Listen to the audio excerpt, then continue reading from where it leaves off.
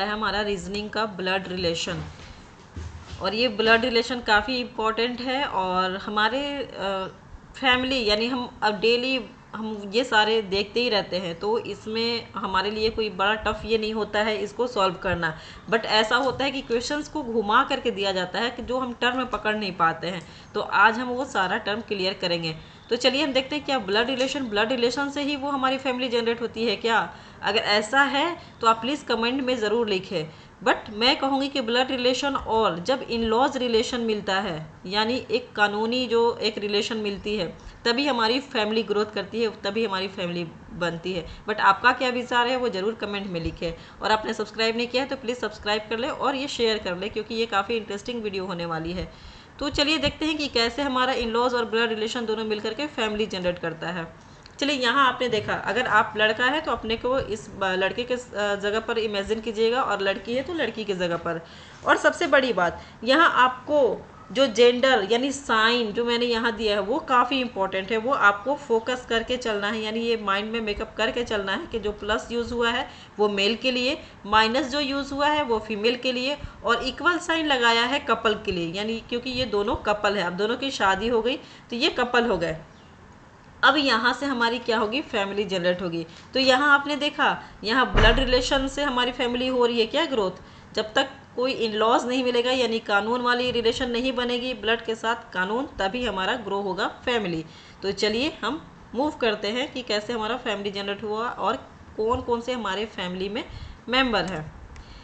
ये रहा, जैसे आप बॉयज़ है, ठीक है, तो आपके मम्मी पापा हुए, ठीक है, तो इनके लिए वही मम्मी पापा क्या कहलाएंगे, आपकी वाइफ के लिए ये हो जाएंगे सास और ससुर, यानी father in law and mother in laws, ठीक है।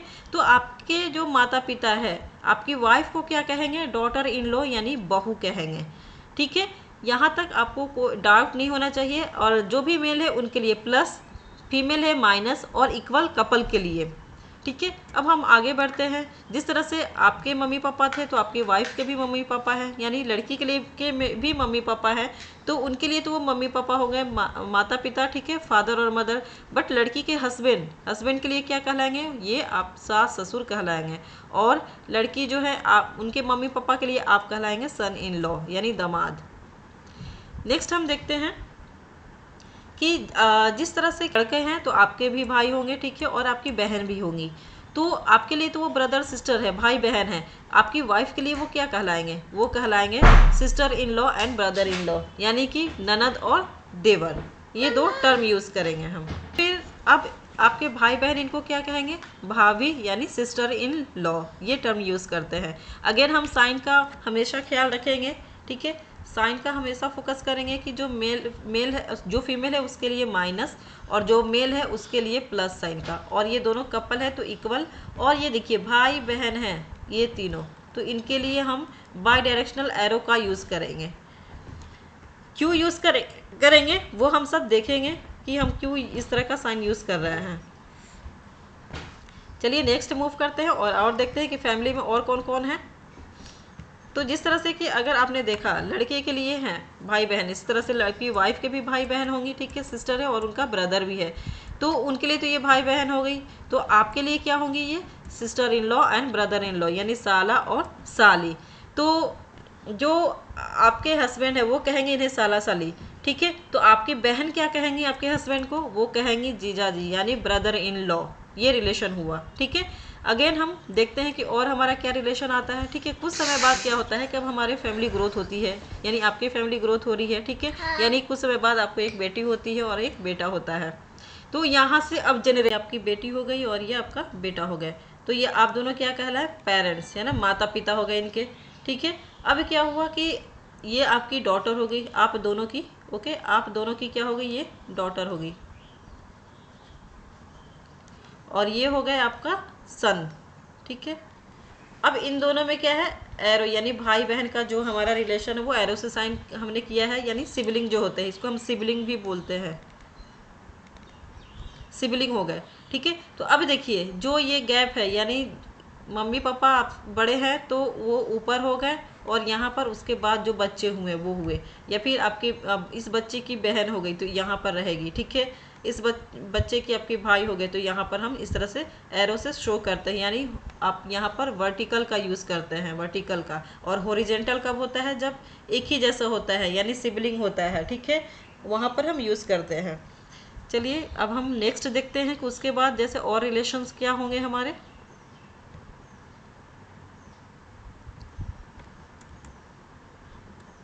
अब देखिए, अब तो हमारे ये हो गया, ठीक है। तो जो आपके पेरेंट्स हैं यानी मम्मी पापा हैं, तो अब इनके साथ आपके बच्चे के साथ क्या रिलेशन होगा, तो ये हो जाएंगे ग्रैंड पेरेंट यानी दादा दादी कहलाएंगे। और इस तरह से आपकी वाइफ के भी मम्मी पापा हैं, तो वो क्या हो जाएंगे, वो भी ग्रैंड पेरेंट होंगे। इंग्लिश में दोनों का सेम होता है, बट हिंदी में हम नाना नानी बोलते हैं, ठीक है। इसी तरह से आपका जो आपके उनके दादा दादी हैं, वो इन्हें क्या कहेंगे, ग्रैंड डॉटर यानी पोता पोती, ठीक है। और ये ग्रैंडसन हो गया। और इसी तरह से नाना नानी भी इन्हें कहेंगे, वही सेम टर्म यूज़ करेंगे। अब यहाँ देखते हैं, देखिए और भी रिलेशंस जो है, जैसे कि यहाँ पर आपके भाई हैं और आपकी बहन है। आपके यहाँ भाई है और ये आपकी बहन है, तो इनके साथ वो रिलेशन क्या आएगा, उसके साथ ये रिलेशन क्या आएगा, वो भी हम एक बार देख लेते हैं। तो दोनों के हैं, देखिए आप, मतलब फादर के साइड से भी और मदर के साइड से भी हैं। तो मदर को तो मैटरनल जो भी होते हैं रिलेशन वो हो जाते हैं, और आपके फादर के जो है डायरेक्ट वो रिलेशन में आते हैं। जैसे कि आपके भाई हुए, तो इन्हें ये क्या कहेंगे, चाचा कहेंगे, चाचा या फिर अंकल। और इन्हें हम क्या कहते हैं, बच्चे आपके क्या कहेंगे, बुआ कहेंगे या फिर आंटी कहेंगे, ठीक है। और ये जो मैटरनल हुए, इन्हें ये मौसी कहेंगे, या फिर इंग्लिश में बात करें तो वो आंटी ही कहलाती है, या फिर खाला कहते हैं, ठीक है, आंटी कहते हैं इंग्लिश में। दोनों का टर्म सेम होता है, और इनके लिए भी अंकल ही यूज़ होता है इंग्लिश में, बट हम हिंदी में क्या कहते हैं, मामा कहते हैं, मामा या मामू। तो ये इस तरह से हमारे दोनों तरफ के रिलेशन यानी ब्लड रिलेशन और इन लॉज रिलेशन दोनों के कंबाइन करके ये जो रिलेशन बनता है, इस तरह से वो हम शो करते हैं। अब हम नेक्स्ट बात करते हैं कि और भी हमारे रिलेशन में जैसे कि है, हम अब फैमिली ट्री दिखा देते हैं कि किस तरह से हमारी अब फैमिली पूरी जनरेट हो गई है। हमारे यहाँ पर सारा का सारा जनरेशन शो होगा। जैसे कि यहाँ पर बात करें, ये हो गए जनरेशन, ठीक है, फर्स्ट, और आप मम्मी पापा हो गए, ठीक है, आप हो गए सेकेंड, और आपके बच्चे हो गए थर्ड, ठीक है। ये जनरेशन यहाँ पर यूज़ हो रहा है। और ये हो गए आपके सिबलिंग यानी भाई बहन, ठीक है, ये मम्मी पापा और ये सास ससुर, इनके लिए ये सास ससुर हो गए, ठीक है, और इनके मम्मी पापा, इनके भाई बहन ये हो गए, ठीक है। और ये हो गए इनका यहाँ पर बच्चे, इनके ये दादा दादी नाना नानी, है ना, चाचा और फुआ, और इनके लिए मामा और मौसी। अब कुछ समय बाद इनकी शादी हो जाती है, ठीक है, यानी फुआ की शादी हो गई, तो वो क्या कहलाते थे, फूफा कहलाएंगे, ये फूफा कहेंगे इनको, ठीक है। और आप क्या कहेंगे, आपके बहनोई हो जाएंगे, यानी आपके बहनोई हो जाएंगे ये, ठीक है। और इनकी भी शादी हो जाती है, ठीक है, तो इनकी वाइफ आपकी भाभी हो जाएंगी, और इनकी ये क्या कहेंगी, चाचा, ये चाचा है तो चाची हो जाएंगी, ठीक है, इनकी वाइफ चाची हो जाएंगी, ठीक है। इसी तरह से यहाँ भी देखें, तो इनकी भी अगर शादी हो जाएगी, तो यहाँ जिससे शादी हो जाएगी वो होंगे मौसा यानी खालू, और ये हो जाएंगे मामी, मामी हो जाएंगी इनकी वाइफ, ठीक है, और आपके लिए हो जाएंगी भाभी, ठीक है, और ये हो जाएंगे बहनोई। अब ये हम कुछ टर्म्स देखेंगे जो हमारे यहाँ पर यूज़ होते हैं कि जब हम क्वेश्चंस करेंगे, रीजनिंग बनाएंगे, हम ब्लड रिलेशन का क्वेश्चन जब करेंगे, तो उसमें कुछ टर्म्स होता है जिसे हमें याद करना और समझना बहुत ज़रूरी है। तो समझ लेते हैं उसे हम क्या क्या कहते हैं। जैसे कि मदर्स और फादर्स सन्स, यानी मम्मी के बेटा या फिर पापा के बेटा, या तो आप खुद हो सकते हैं या फिर आपका भाई हो सकता है, ठीक है। मदर्स और फादर्स डॉटर, यानी मम्मी के बेटी या पापा की बेटी, आप खुद हो सकते हैं या फिर आपकी बहन हो सकती है। मदर्स और फादर्स ब्रदर, यानी आप मम्मी के भाई हुए तो वो मामा यानी अंकल ही कहलाएंगे, और पापा के भाई हुए तो वो चाचा कहलाएंगे। मदर्स और फादर्स सिस्टर, यानी मम्मी की बहन हुई तो मौसी, और फादर्स की सिस्टर हुई तो वो हो गई बुआ। अब बात करते हैं मदर्स और फादर्स फादर, यानी मम्मी के पापा हुए तो नाना, और पापा के पापा हुए तो वो दादा। मदर्स और फादर्स मदर, ठीक है, मम्मी की मम्मी क्या कहलाएंगी, नानी, और पापा की मम्मी क्या कहलाएंगी, दादी। सन्स वाइफ, यानी बेटी की वाइफ क्या हो गई, डॉटर इन लॉ यानी बहू। डॉटर्स हस्बैंड, यानी बेटी का हस्बैंड, वो क्या कहलाएगा, दामाद यानी सन इन लॉ। हस्बैंड और वाइफ सिस्टर, अगर हस्बैंड की बहन है तो वो हो जाएगी ननद, और वाइफ की अगर सिस्टर है तो वो हो जाएगी साली। हस्बैंड्स और वाइफ्स ब्रदर, यानी हस्बैंड का भाई है तो वो हो जाएगा देवर, और वाइफ के ब्रदर है तो यानी हो जाएगा वो साला। यानी दोनों टर्म में क्या यूज़ करेंगे, brother in law. Brothers sons यानी बेटे, भाई का बेटा यानी भतीजा हो जाएगा नेफ्यू, और भाई की बेटी यानी ब्रदर्स डॉटर नीस हो जाएगी भतीजी।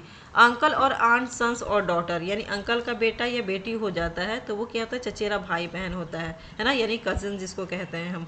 सिस्टर्स हस्बैंड, बहन का हस्बैंड क्या होता है, बहनोई, उसको भी हम क्या बोलते हैं, ब्रदर इन लॉ। और ब्रदर्स वाइफ यानी भाई की जो पत्नी है उसे हम भाभी कहते हैं, यानी सिस्टर इन लॉ। और ग्रैंडसन और ग्रैंड डॉटर किसको बोलते हैं, पोता पोती को, या फिर नाती नातिन को। तो यहाँ आपने देखा ब्रदर इन लॉ किसके लिए यूज़ किया गया है, बहनोई के लिए भी यूज़ किया गया है। मैं यहाँ आपको यहाँ पर क्लियर करके दिखा देती हूँ। देखिए यहाँ पर ब्रदर इन लॉ यूज़ हुआ है, ब्रदर इन लॉ यहाँ यूज़ हुआ है, ठीक है। तो दोनों देखिए, देवर और साला के लिए भी और बहनोई के लिए, इन तीनों टर्म के लिए हम यूज़ करते हैं brother in law. Sister in law भाभी के लिए, सिस्टर इन लॉ ननद और साली के लिए यूज़ करते हैं, ठीक है। डॉटर इन लॉ बहू है यहाँ पर, ठीक है। डॉटर इन लॉ किसको बोलते हैं, बहू को बोलते हैं। तो आपको ये टर्म आपके माइंड में रहना चाहिए, क्योंकि क्वेश्चंस जो है बस थोड़ा सा टिल्ड करके दिया जाता है, बाकी सारा वही होता है जो हमारे घर में रिलेशंस होते हैं। तो इसके क्वेश्चंस काफ़ी टफ नहीं होते हैं, बस आपको इमेजिन करके चलते रहना है कि जो भी रिलेशन बता रहा है अपने घर की फैमिली को वहाँ ऐड करते जाइए, और आपके देखिए क्वेश्चन कितने ईजी टाइम, काफ़ी ईजी वे में कम टाइम में सॉल्व हो जाता है। तो आपको ये वीडियो कैसी लगी, आपको हेल्पफुल लगी तो प्लीज़ आप ज़रूर कमेंट करें और शेयर करें, और अगर आप नए हो तो प्लीज़ सब्सक्राइब कर लें। Thank you for watching.